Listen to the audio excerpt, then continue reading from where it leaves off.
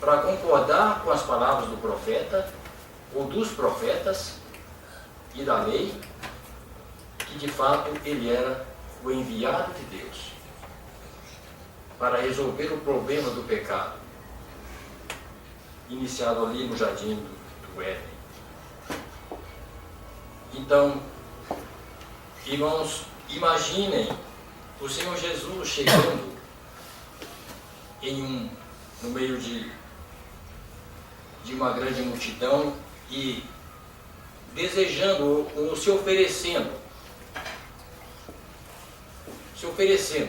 para dar liberdade aos oprimidos, para trazer paz, resumindo, para trazer paz ao coração daqueles que estavam sem paz. Eu imagino muitos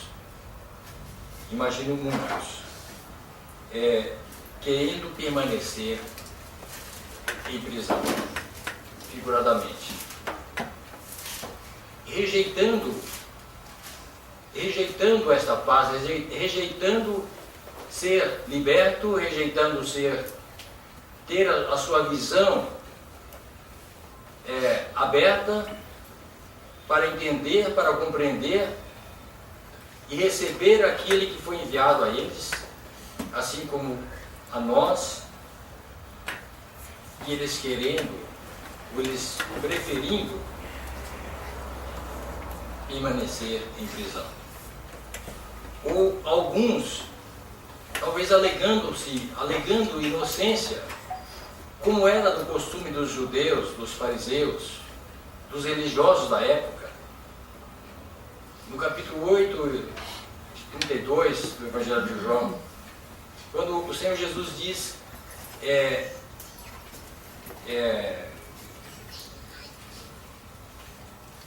isso me fugiu, a verdade vos libertará, não é? Conhecereis a verdade vos libertará. Conhecereis a verdade e a verdade vos libertará. Mas eles, de repente, eles levantam e dizem: nós somos da descendência de Abraão, não somos escravos de ninguém. Como tu dizes, questionando as palavras do Senhor. Como tu dizes, conhecereis a verdade vos libertará. E o Senhor Jesus responde a eles: na verdade, todo aquele que é escravo, que comete pecado, é escravo do pecado. E eles nem mesmo lembravam que eles eram sim escravos que eles foram escravos no Egito, que eles foram escravos em outras ocasiões, quando a nação deles foi levado cativos, e eles eram escravos do povo romano, de uma nação gentia. Mas de repente eles levantam e dizem: como nós somos da descendência de Abraão e não somos escravos. Então muitos iam alegar inocência quando o Senhor Jesus, se ele se apresentasse como aquele que viesse para dar, de fato, dar liberdade, para colocar em liberdade aos cativos. Ou talvez outros iriam achar que eram pecadores demais, que é pecador demais para que os seus pecados fossem perdoados pelo Senhor Jesus.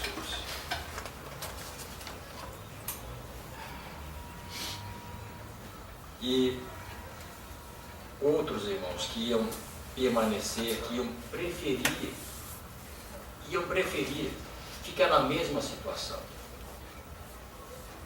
Mas podemos imaginar uma outra classe de pessoas se entregando, aceitando a salvação do Senhor Jesus. Embora a maioria nós temos visto que a maioria tem rejeitado, a maioria tem preferido permanecer como está. Isso parece insensatez demais, mas temos visto uma grande maioria rejeitando a graça do Senhor Jesus. Mas alguns, ainda alguns, têm recebido, louvado seja Deus, e assim como Paulo diz lá na segunda carta, no capítulo 4 de 2 Coríntios, que assim como Deus disse, haja luz e houve luz, diz que assim também Deus resplandeceu em nossos corações para o conhecimento da glória de Deus na face de Jesus Cristo. Então, ainda que talvez uma grande multidão tenha rejeitado, tem preferido permanecer cativos, tem preferido permanecer cegos, doentes, tendo a sua alma doente. Nós estamos falando de enfermidade física. Isso fica para o segundo plano. Embora muitos tenham corrido atrás do Senhor Jesus em busca dos seus problemas, das suas enfermidades, mas, acima de tudo, Ele quer salvar a alma, porque esse mundo, a nossa vida aqui, é tão passageira, e ainda que enfermos, passaremos tão rápido por esta vida, mas passando desta vida estaremos diante de uma eternidade, e essa eternidade que alguém pode passar definitivamente longe de Deus, da graça do Senhor Jesus Cristo, ou pode ser beneficiado pelo seu sacrifício realizado ali na cruz do Calvário. Então, ainda que não é tão simples, ainda que é difícil, nós temos visto como é em nossos dias.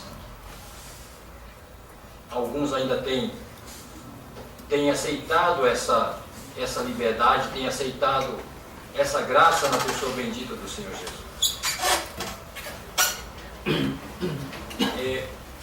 Pensando no que o Senhor Jesus, nessa ocasião em que o Senhor Jesus esteve ali na cidade de Nazaré, nós lembramos que não somente o resultado daquele momento, naquela ocasião tão singular, tão memorável, em que ele que ele tomou o livro das mãos do servente e proclamou liberdade aos cativos e se mostrou como enviado de Deus.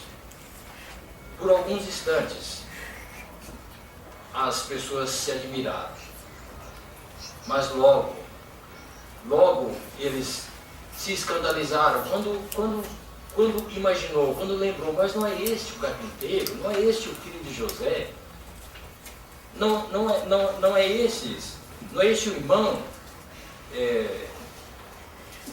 esqueci o nome dos irmãos, Marcos 6,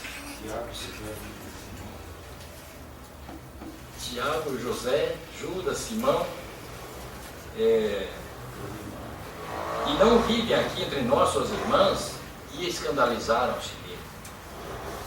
Então nós vejo, irmãos, que contraste, de repente eles se admiraram de ver o Senhor Jesus como aquele que foi enviado a eles, como aquele que viria para resolver o problema do pecado deles, em desejar colocar dar liberdade a eles. Não exatamente a liberdade que eles queriam do povo de uma nação